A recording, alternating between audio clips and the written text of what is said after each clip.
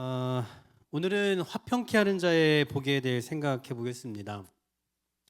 신앙인들이 샬롬이라는 말을 많이 쓰죠. 샬롬이라는 히브리어를 많이 사용하는데 그 샬롬이라는 말 속에는 보통 평안, 화평, 또 뭐 평화 등등 많은 이 다양한 의미들을 다 총체적으로 광범위하게 지니고 있는데요. 사실 단순히 이 샬롬이라는 단어가 뭘 의미하느냐라고 쉽게 이야기할 수가 없습니다.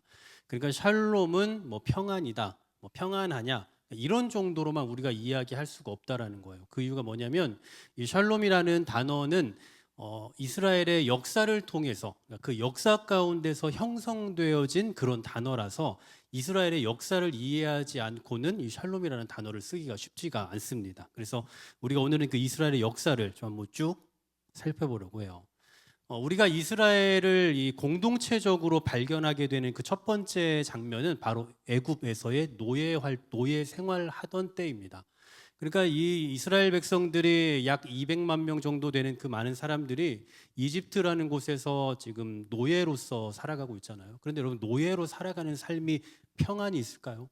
노예로 살아가는 그 사람들에게 샬롬을 말할 수 있겠습니까? 샬롬이라는 게 전혀 없는 상황이죠. 오직 그냥 고역만 있어요. 오직 노동만 있고 또 오직 그냥 불안함과 불행만 있을 뿐입니다. 그런데 이때 그렇게 비참하게 살아가고 있는 그들에게 하나님께서 오셔서 그들에게 샬롬을 주시겠다라고 약속을 하세요. 그 약속의 말씀이 레위기 26장 6절인데요. 이렇게 말씀합니다. 내가 그 땅에 평화를 줄 것인즉 너희가 누울 때 너희를 두렵게 할 자가 없을 것이며 내가 사나운 짐승을 그 땅에서 제할 것이요 칼이 너희의 땅에 두루 행하지 아니할 것이며. 그러니까 하나님께서 지금 불안함 가운데 살아가고 있는 노예로 살아가고 있는 그 사람들에게 평화를 주시겠다라고 약속을 하시는 거죠. 근데 이 평화는 그냥 주시는 게 아니에요. 내가 그냥 줄게라고 하는 게 아니라 지켜야 될 의무가 있습니다. 그 전제 조건이 뭐냐? 그 앞에 26장 3절 너희가 내 규례와 계명을 준행하면, 자, 하나님께서 말씀하신 규례와 계명을 준행해야 된대요. 그러면 그 계명과 규례가 뭐냐? 그 바로 앞에 1절, 2절입니다. 1절, 2절, 레위기 26장 1, 2절 같이 한번 읽습니다. 시작. 너희는 자기를 위하여 우상을 만들지 말지니 조각한 것이나 주상을 세우지 말며 너희 땅에 조각한 석상을 세우고 그에게 경배하지 말라. 나는 너희의 하나님 여호와임이니라. 너희는 내 안식일을 지키며 내 성소를 경외하라. 나는 여호와니라. 자, 여러분, 이 두 절 말씀에서 세 가지가 나옵니다. 하나님께서 주시는 규례 세 가지. 첫 번째는 뭡니까? 우상을 만들지 말라. 두 번째, 2절에 내 안식일을 지켜라. 세 번째, 내 성소를 경외하라. 이건 무슨 얘기냐면 하나님이 거하시는 그곳을 사모하라는 얘기예요. 그러니까 하나님을 더 만나기를 사모하고 하나님을 구하는 삶을 살아라, 이런 얘기입니다. 바로 이러한 전제 조건을 말씀하시면서 이 계명을 지킬 때에, 그럴 때에 비로소 너희에게 내가 평화를 주겠다, 샬롬을 주겠다라고 말씀하세요. 그런데 이스라엘 백성들이 어떻게 합니까? 지켰나요? 지키지 않았나요? 지키지 않았죠. 지키지 않아서 그 후에 사사기에 보면 샬롬의 땅에 들어왔어요. 하나님 약속하신 샬롬의 땅에 왔는데 거기에서 뭐라고 말하냐면, 나중에 우리가 사사기를 생각해 보려고 하지만 엔샬롬, 그러니까 샬롬이 없는 땅, 없는 삶을 살아요. 샬롬의 땅에 있는데 샬롬을 누리지 못하는 삶을 산다고요. 여러분, 교회에 왔으면 은혜를 누리고 예배를 통해서 은혜를 받아야 되는데 예배의 자리에 있지만 은혜를 받지 못하는 것과 동일한 삶입니다. 이 사람들이 하나님께서 말씀하신 그 규례와 계명을 지키지 않으니 그 땅에 샬롬이 없어지는 거예요. 그런데 그렇게 살아가다 보니 어느 날 하나님께서 다윗이라는 왕을 보내시네요. 그리고 그 다윗 왕 때에 하나님께서 비로소 그 땅에 완전한 평화를 회복해 주세요. 사무엘하 7장 1절 이렇게 말씀합니다. 여호와께서 주위의 모든 원수를 무찌르사 왕으로 궁에 평안히 살게 하신 때에. 그러니까 이 왕 주변에, 지금 다윗 왕 주변에 이 대적들을 다 사라지게 하셔요. 그리고 다 그들을 이기게 하시고는 완전한 평안을 누리게 하십니다. 다윗 때뿐만 아니라 다윗 다음에 누구죠? 솔로몬이잖아요. 솔로몬 때도 동일하게 이러한 복을 주세요. 솔로몬이 활동하던 열왕기상 4장 24절 25절에 보면 이런 말씀이 있습니다. 제가 다 읽진 않을게요. 중간에 보시면 평화를 누렸으니라고 말씀하죠. 민족과 평화를 누렸다. 그리고 또 25절 마지막에도 평안히 살았더라라고 말해요. 그러니까 이 다윗 왕 때 하나님께서 그 땅을 완전히 회복시켜 주시더니 그 아들 솔로몬 때도 이 땅이 완전히 평화를 누리며 살게 하셨습니다. 그런데 다윗의 후반기에, 이 솔로몬의 후반기에 어떤 죄를 지었는지 아시죠? 많은 첩들을 두잖아요. 수백 명의 첩을 두면서 그 첩들이 다 이스라엘 사람들이 아니라 이방 사람들이에요. 이방 여인들을 다 들여보냅니다. 그러니 이방 여인들이 어떻게 들어와요? 자기들이 믿는 섬기는 신들을 다 들고 들어오죠. 그러면서 이 이스라엘이 어떻게 됩니까? 완전히 변질되기 시작해요.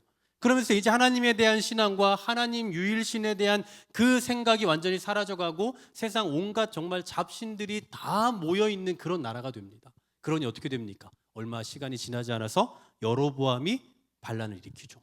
그리고 솔로몬의 아들 르호보암 때 여로보암과 두 나라가 찢어집니다. 자, 계속해서 하나님께서 말씀하셨던 그 계명과 규례를 지키면 샬롬을 주겠다 하셨잖아요. 근데 그것을 어길 때마다 어김없이 찢어지고 상처나고 다치고 죽어나가고 평화는 다 깨져나가고 있는 거예요. 그렇게 시간이 또 지납니다. 그러더니 정신 못 차리고 살아가는 그들을 향해 하나님께서 아수르와 바벨론을 통해서 완전히 멸망하게 하시죠. 자기 백성을 다 치세요. 그리고 바벨론의 포로로 끌려갑니다. 자, 보세요. 아까 처음에 저희가 뭘로 시작했죠? 애굽의 노예로 시작했잖아요. 애굽의 노예로 시작했는데 하나님께서 구원해 주시고 이렇게 해라라고 하셨는데 하지 않더니 결국 또다시 뭐 하고 있어요? 또다시 포로로 갔어요. 그렇게 구약이 끝나는 겁니다. 근데 감사하게도 그런 포로 생활 가운데 하나님께서 주신 약속이 있어요. 메시아에 대한 그 구원자에 대한 약속을 하시는데 그 말씀이 이사야 9장 6절 7절 말씀입니다. 같이 한번 읽어볼까요? 이사야 9장 6절 7절 시작. 세겜의 모든 사람과 말로 모든 족속이 모여서 이거 잘못 나왔네요. 네, 잠시만요. 멈출게요. 이사야인데 사사기로 나왔네요. 이사야 9장 6절 7절인데요. 이렇게 말씀해요. 한 아기가 우리에게 낳고 한 아들을 우리에게 주신 바 되었다라고 말씀해요. 한 아기를 주셨다. 그리고 그 아기의 이름을 뭐라고 하냐면 평강의 왕이라 한대요. 평강의 왕. 그리고 평강의 더함이 무궁하며라고 말씀합니다. 그리고 또 스가랴서도 가볼게요. 스가랴서 9장 10절에 보면 이런 말씀이 있어요. 그가 이방 사람에게 화평을 전할 것이요라고 말씀해요. 이방 사람에게 화평을 전한대. 자, 지금 이스라엘은 완전히 평화를 잃었다고요. 엔샬롬을 누리고 있다고요. 샬롬이 없다고요. 그런데 이들에게 하나님께서 약속의 말씀을 주시는 거예요. 평화를 주시겠다. 화평을 전할 아기가 있을 것이다 라고 말씀하세요. 그 아기는 누군지 다 아시죠? 그 예수님이 신약에 오실 때 천사가 소식을 전하는 이 말씀, 유명한 말씀 있잖아요. 누가복음 2장 14절 같이 읽습니다. 누가복음 2장 14절 시작. 지극히 높은 곳에서는 하나님께 영광이요 땅에서는 하나님이 기뻐하신 사람들 중에 평화로다 하니라. 여러분 보세요. 땅에서는 하나님이 기뻐하신 사람들 중에 평화래요. 잘 보셔야 됩니다. 땅에서 있는 모든 사람들이 평화가 아니라 하나님이 기뻐하신 사람들 중에 평화예요. 이건 무슨 얘기냐면 하나님께서 선택하신 그리고 하나님을 믿는 하나님의 약속을 믿는 그들에게 뭐가 주어진다는 겁니까? 평화가 주어진다는 거예요. 그러니까 예수님이 오셨잖아요. 메시아로 오셨는데 메시아를 세상에 딱 보내셔서 이제 이 평화가 사라진 세상에 그냥 평화를 밝히 주는 것이 아니라 예수를 믿는 사람들에게 하나님이 선택하신 자들에게 하나님이 기뻐하시는 사람들 중에 평화를 누리게 하셨다라는 거예요. 실제로 예수님의 사역들을 잘 보십시오. 마가복음 5장 15절에 보면 예수께 이르러 그 귀신 들렸던 자, 곧 군대 귀신 집혔던 자가 옷을 입고 정신이 온전하여 앉은 것을 보고 두려워하더니, 자, 주님이 이 땅에 오셔서 이제 그런 사역들을 하시잖아요. 평화를 가져다 주시는 구체적인 사역들을 하시는데 그 사역들 가운데 이 예수님의 이 사역의 그 정신 가장 잘 보여주는 장면이 전 이런 장면이 아닐까 싶어요.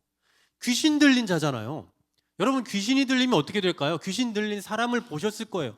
뭐 보신 적도 있고 안 보신 분도 있겠지만, 아니면 우리가 뭐 정신질환을 요즘에 뭐 귀신 들렸다 이렇게 요즘에 그렇게 이야기를 하지 않지만 예전에 또 그렇게도 많이 이야기를 했으니까요. 그런 모습들을 보면 귀신에게 사로잡혀서 자기 생각, 자기 의견 또 자기의 어떤 그 하고자 하는 것들이 완전히 통제가 되잖아요. 얼마나 불쌍하고 불행한 겁니까? 그런데 이런 사람에게 예수님이 오셔서 그 귀신을 쫓아내 주신 거예요. 그러면 무슨 얘기예요? 그 사람의 인생에 있어서 완전한 자유를 주신 거잖아요. 이게 예수님의 사역인 거예요. 예수님의 사역을 가장 잘 보여주는 게 이런 거라고요. 뿐만 아니라 예수님 직접적으로 평화에 대해 하신 말씀이 있죠. 요한복음 14장 27절, 평안을 너희에게 끼치노니 곧 나의 평안을 너희에게 주노라. 내가 너희에게 주는 것은 세상이 주는 것과 같지 아니하니라. 예수님께서 우리에게 평화를 주신대요. 근데 그 평화는 세상이 주는 돈, 권력 이런 것과 다르다고요. 그러니 마음에 근심하지 말고 두려워하지도 말아라 라고 말씀하고 있어요. 무슨 얘기입니까? 예수님이 이 땅에 오신 것은 우리에게 뭘 주기 위하심이에요? 평화를 주기 위하신 거예요. 샬롬을 잃어버린 우리에게, 그래서 정말 하나님과 등지고 살아갈 수밖에 없는 우리에게 평화를 주신다고요. 그러기 위해 예수님은 이 땅에 오셨다는 거예요. 하나만 더 살펴보면 골로새서 1장 20절 우리 같이 한번 읽어봅니다. 시작. 그의 십자가의 피로 화평을 이루사 만물 곧 땅에 있는 것들이나 하늘에 있는 것들이 그로 말미암아 자기와 화목하게 되기를 기뻐하심이라. 아멘. 여러분, 사람이 화평을 잃은 그 이유가 뭐라고요? 하나님과 관계가 끊어졌다고요. 하나님 앞에 죄를 지으면서 하나님과 완전히 멀어졌다고요. 등졌다고요. 에덴 동산에서 화평이 깨진 것도 역시나 다 하나님을 떠났기 때문이잖아요. 그런데 주님이 이 땅에 오셔서 십자가를 지시고 죽으심으로써 뭘 이루셨어요? 자기와 화목하게 되기를 기뻐하셨다고요. 예수님의 죽으심과 예수님의 부활로 인해서 하나님과 등졌던 우리의 삶이 다시 샬롬을 누리게 되었다라는 사실입니다. 자, 우리가 이렇게 이스라엘 역사를 한번 쭉 봤어요. 그럼 여러분, 너무나도 명확한 결론이 나왔습니다. 너무나도 분명하고 명확한 결론. 우리의 삶의 화평의 시작은 어디에서부터 기인되는 겁니까? 그렇죠. 바로 예수님이에요. 예수님을 빼놓고 샬롬을 말할 수 없고요. 예수님을 빼놓고 평화, 또 뭐 평안, 화평 이런 얘기를 할 수가 없다는 거예요. 보통 우리는 사람들 사이에 사이가 좋으면 뭐 문제 없죠. 화목하다라고 말해요. 화평한다라고 말합니다. 또 우리 삶에 큰 이슈 없이, 큰 어려움 없이 그냥 일상적인 삶을 살아가면 그냥 평안하다 이렇게 말해요. 그런데 여러분 잘 생각해 보세요. 우리는 언제나 잠정적인 위기를 갖고 살아가는 사람들이에요. 언제나. 여러분 지금 평안하십니까? 지금 평안하세요? 라고 물을 때 예 라고 대답할 수 있는 것은 내 삶에 큰 지금 기복이 없다라는 거예요. 큰 사건이 없다라는 거예요. 근데 우리가 여러분 어떤 사건이 예고하고 찾아옵니까? 예고가 없어요. 그냥 어느 순간 갑자기 이 사건과 사고가 우리에게 찾아오면 그 순간 평안은 사라져 버리는 거예요. 저는 원래 약을 잘 챙겨 먹거나 이런 스타일이 아닙니다. 남자분들 거의 다 그러시겠지만 젊을 때는 원래 그런 걸 잘 먹지 않고 누가 줘도 잘 챙겨 먹을 줄 몰라요. 그냥 제 어떤 신조 같은 것은 그냥 불태워서 죽겠다, 불태우다 죽는다, 이런 그런 생각들이 있어요. 제가 정말 존경하는 한 목사님, 우리 최진호 집사님 아버님 목사님께서 하셨던 말씀이 있어요. 사람이 녹슬어서 없어진 인생 되지 말고 달아 없어져야 된다. 항상 그 말씀을 하셔서 저는 그걸 지금도 기억하면서 녹슬을 바에는 차라리 그냥 달아서 없어지자. 이런 게 제 신조 같은 거예요. 근데 요즘에 이제 제가 이런 얘기하면 또 여러분 웃으시겠지만 나이가 좀 들어가면서 이제 조금씩 이 건강을 좀 챙겨야겠다 이런 생각이 들어요. 그리고 이제 주변에 이 선배들이 이 목회는 장거리다 이런 말씀하시고, 또 주변에서 또 많은 사람들이 이렇게 건강을 잃고 이런 것들을 제가 이제 계속 보면서 이게 남 얘기가 아닐 수도 있겠다. 조금 좀 주의해야 되겠다. 이게 지금 이제 나는 나 혼자가 아니니까 내가 또 책임져야 될 공동체가 있으니 조금 신경 써야겠다. 요즘 좀 그런 마음을 먹어요. 그래서 조금 몸이 안 좋으면 어떻게 잘 챙겨 먹으려고도 하고 있으면 이것저것 아무거나 주워 먹으려고 하고 좀 약간 제 나름대로는 최대한 좀 노력을 하고 있습니다. 근데 지금 당장에 누군가가 저에게 목사님 평안하세요라고 물으면 저는 그냥 네라고 할 거예요. 왜냐하면 지금 저에게 커다란 이슈가 없잖아요. 물론 제가 마음이 늘 평안하고 이러진 않겠죠. 저도 고충이 굉장히 많습니다. 많은 사람이에요. 그런데 그럼에도 불구하고 큰 사건이 있거나 사고가 있고 그러지 않잖아요. 그러니까 그냥 괜찮아요, 평안해요라고 말할 거예요. 근데 당장 제 앞에 어떤 특별한 상황, 방금 제가 예로 들었던 제가 건강을 잃는다거나 어떤 정말 생각지 못했던 또 예상하지 못했던 일이 갑자기 확 닥친다면 이 평화가 그냥 한순간 사라질 것 같은 거예요. 너무나 아무것도 아닌 거죠. 지금 나는 괜찮다고 생각했는데 별일 없다고 생각했는데 하나만 딱 건들면 그냥 이게 와르르 무너질 것 같다는 생각이 든단 말이에요. 그러니까 우리가 생각하는 평화는 언제나 이런 거예요. 내 삶에 큰 이슈 없이, 그냥 큰 어려움 없이, 뭐 큰 사건 사고 없이 그냥 일상적인 삶을 살아가는 거, 그게 평안이다, 이런 정도로만 인식하고 살아간다고요. 그러니까 제가 아까 여러분 여쭤봤잖아요. 여러분 평안하세요? 라고 물을 때 예라고 대답하는 건 지금 여러분 삶에 뭐 커다란 이슈가 없다라는 것을 말한다고요. 그러니까 우리는 언제나 그런 생각을 가지고 그게 평안이다, 그게 샬롬이다라고 정도만 생각을 해요. 근데 여러분 다시 말씀드리지만 이런 샬롬은 굉장히 일시적인 겁니다. 그냥 작은 거 하나만 우리 삶에서 터지면 샬롬은 끝이에요. 우리가 지금 생각하는 평안하다 하는 이거 그냥 바로 끝이라니까요. 그러면 예수님으로부터 오는 샬롬도 과연 이런 걸까요? 어차피 지금 우리가 누리고 현재 우리가 생각하고 있는 그 샬롬이라는 건 언제 없어져도 이상한 일이 아닌데, 과연 예수님이 주시는 샬롬도 이런 거겠냐라는 거예요. 예수 안에 살면 그러면 그냥 이렇게 아무 큰일 없이 그냥 이렇게 살게 되고, 그냥 복도 받고 돈도 벌고 뭐 그렇게 살면서 평안을 누린다, 이렇게 생각하면 그건 커다란 착각입니다. 여러분, 우리가 정말 예수 안에 거하면요, 예수님의 그 은혜 아래 우리가 살아가면, 그리고 그 은혜를 경험하면서 살아가면은요, 우리의 삶 속에서 나타나는 현상적인 어려움들 있잖아요. 우리 그런 거 자주 만나잖아요. 그런 현상적인 어려움들은 그냥 다 부수적인 것에 불과합니다. 그러니까 그게 다 필요 없다는 얘기가 아니라 그것도 힘들죠. 그리고 또 때로는 기쁜 일도 있고요, 반대로. 근데 이런 모든 것들은 그냥 다 부수적인 것에 불과해요. 상황에 따라서, 또 사람에 따라서 우리가 누리게 되는 기쁨과 즐거움과 감사의 상황들, 또 반대로 어려운 상황들이 굉장히 많이 있지만 그거 그리 중요한 상황이 아니라고요. 예수님 안에 정말 거하면. 여러분, 이번 주간에 우리 연휴가 굉장히 길었잖아요. 뭐 다들 뭐 좋은 시간들을 보내셨으리라 생각합니다만, 저도 오랜만에 저희 가족끼리 좀 가까운 곳에 좀 여행을 좀 갔어요. 그래서 오랜만에 이제 휴가를 가니까 얼마나 기분이 좋겠습니까? 뭐 저도 좋고 아내도 좋고 저희 아이들도 좋아하고 다 이제 좋은 마음으로 이렇게 가요. 근데 저랑 아내는 거의 대화의 한 50% 이상이 그냥 교회 이야기입니다. 교회 이야기, 성도 이야기, 또 우리의 방향성에 대한 뭐 이런 이야기들만 항상 해요. 뭐 그런 거밖에 얘기할 게 없나? 하여튼 뭐 그런 얘기를 주로 해요. 근데 이제 어김없이 이렇게 여행을 가면서도 그런 이야기를 계속 나눕니다. 즐거운 마음으로 출발을 했고, 그리고 막 이야기를 하다 보니 뭐 이런저런 이야기들을 계속 하는 거죠. 교회에 대한 이야기들, 또 뭐 성도들에 대한 상황에 대한 이야기들. 근데 이런 이야기들을 하다 보면 뭐 저는 그래도 조금 이 감정의 기복이 좀 별로 없는 사람이지만, 제 아내는 그래도 이제 뭐 또 우리 여성들은 또 자주 울고 막 이런 것도 생기잖아요. 그러니까 막 자주 감정의 기복이 이제 막 생기는 거예요. 막 그날 예를 들면 주일날 우리 이동우 장로님 기도 얘기하면서 너무 그때 울었다, 막 바람 보고 아내 갑자기 울고 막 이런, 정말 그 차에서 가는 길에 막 울기도 하고 웃기도 했다가 또 갑자기 뭔가 좀 불안해하기도 했다가 어떻게 고민도 했다가, 그냥 계속 감정이 막 계속 바뀌는 거예요. 우리 둘이서 계속. 근데 이게 늘 그렇잖아요. 여러분 다 그러시잖아요. 근데 한번 잘 생각해 보세요. 우리가 거기에서 만약에 눈물을 흘리거나 막 괴로워하고 마음 아파하고 뭔가 막 어려움이 있더라도 지금 현재 우리는 어디에 있습니까? 여행을 가는 중이에요. 여행 가는 중이라고요. 우리의 감정, 우리의 컨디션, 우리의 기분은 계속 바뀌어요.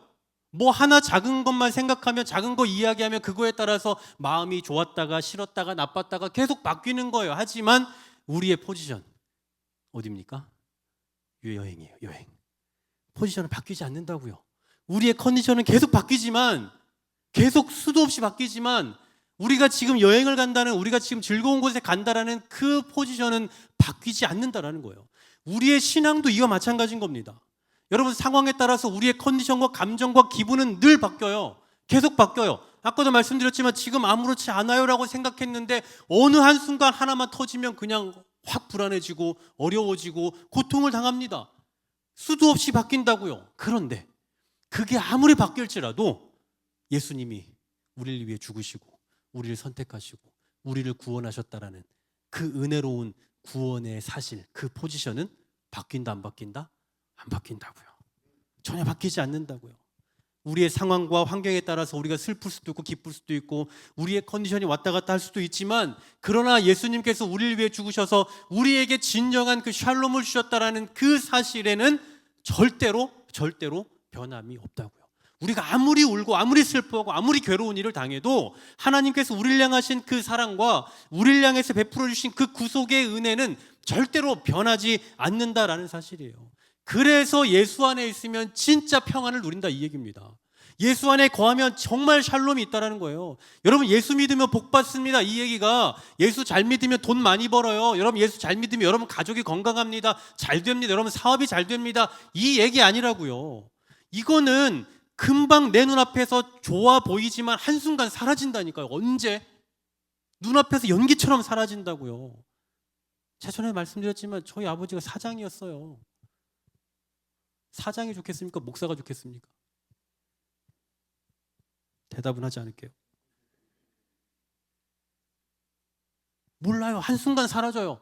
한순간 눈앞에서 그냥 사라진다고요. 언제든지 사라질 수밖에 없는 그런 이유들이 우리 삶의 자리에 얼마나 많습니까? 그런 걸로 우리가 샬롬이냐 아니냐를 평가할 수 있다고 없다고요? 없는 거예요. 그런 걸로 예수 믿으면 복 받는다, 그런 거 아니라고요. 우리가 어떠한 걸 만나도, 어떤 기쁜 상황을 만나고 어떤 슬픈 상황을 만나고 어떤 어려운 상황을 만나도 우리를 향하신 예수님의 그 은혜와 그 구속의 사실은 절대로 변하지 않는다. 그러므로 우리는 샬롬인 거예요. 그래서 예수 안에 있는 사람들이요, 진짜 복을 누리며 살아가는 겁니다. 여러분 뭐 다 잘 살고 막 지금 편안하게 살고 마음이 편안하고 몸도 건강하고 이거 아니잖아요, 아무도. 그래서 우리가 기쁘고 그래서 샬롬이고 그래서 감사한 거 아니잖아요. 그런데 우리가 아무리 힘들고 아무리 어려운 일이 있어도 구원받은 자라는 그 포지션에는 절대로 변함이 없다. 그래서 예수 안에 살아가는 사람들은 진짜 샬롬을 누리고 있는 거고, 그리고 그런 의미에서 저와 여러분은 지금 정말 참된 샬롬을 누리고 있는 중이라는 사실 믿으시기를 소망합니다. 사랑하는 여러분, 분명 힘든 일을 많이 겪고 계실 겁니다. 실제로 우리가 알고 있는 우리 성도님들 중에도 고통을 당하고 있는 분들도 계시고, 또 말하지 않지만 속으로 또 가지고 있는 그런 어려움도 많이 있으실 거예요. 저도 물론 마찬가지, 누구나 다 있겠죠. 아니면 지금 당장에는 그런 커다란 이슈가 아니어도 잠정적으로 언제든지 그런 상황들을 만날 수 있는 그런 개연성을 다 가지고 우리는 살아가고 있습니다. 하지만 예수 안에 살아가고 계신 여러분, 예수 안에 살아가고 계시는 여러분, 우리의 컨디션이 날마다 바뀔지라도 우리를 향하신 그 구속과 그 사랑의 자리, 그 포지션은 절대로 변하지 않는다. 이 사실을 기억하시면서 우리 삶 가운데 진짜 샬롬을 주시는 분, 우리가 정말 진정한 샬롬을 누리게 하시는 분, 바로 예수님이라는 거 기억하시고 예수님으로 인해서 정말 샬롬을 누리시기를 간절히 소망합니다. 정말 다른 것들도 필요하죠. 다른 거 얻지 말으시라는 거 아니에요. 제가 여러분들 위해 기도할 때 그냥 복 다 필요 없으니까 예수만 믿게 해주세요 이런 얘기 하겠습니까? 실제적으로 잘 되고 일도 잘 되고 돈도 잘 벌고 이렇게 되게 해주세요 기도하죠. 여러분도 그런 게 필요합니다만, 그러나 그것으로 여러분의 샬롬을 누리거나 만족하지 마시고 예수 안에 거함으로 우리가 누릴 수 있는 그 진정한 샬롬이 있다는 거 꼭 기억하시면서 예수로 인한 샬롬, 예수로 인한 평안, 예수로 인한 화평, 예수로 인한 기쁨을 누리며 살아가는 우리 모두가 되시기를 간절히 소망합니다.